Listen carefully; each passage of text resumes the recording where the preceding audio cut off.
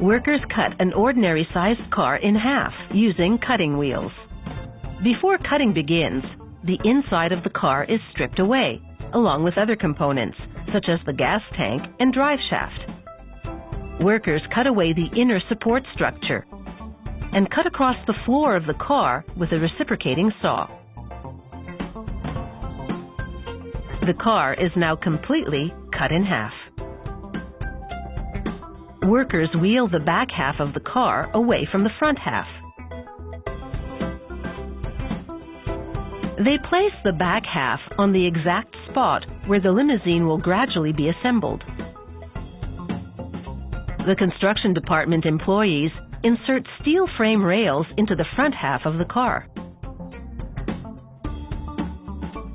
They insert the rails on both sides of the front half before inserting the rails into the back half of the car. They measure the length of the frame rails to make sure that the frame is square and that the two halves are the correct distance apart to build the limousine.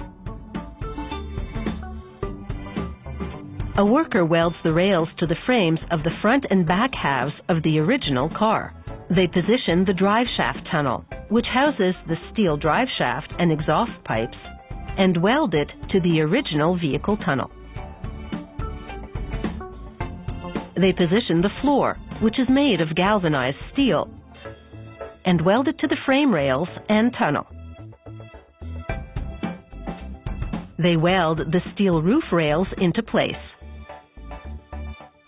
They connect the new rails to the roof rails in the original vehicle.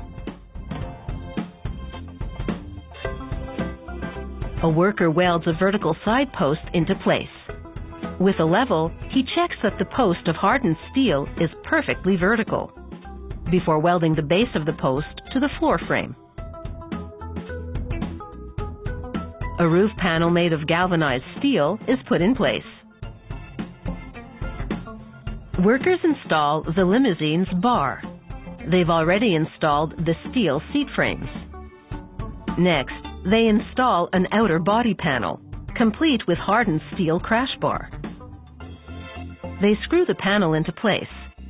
The screws will be removed once the panel has bonded solidly to the limousine frame.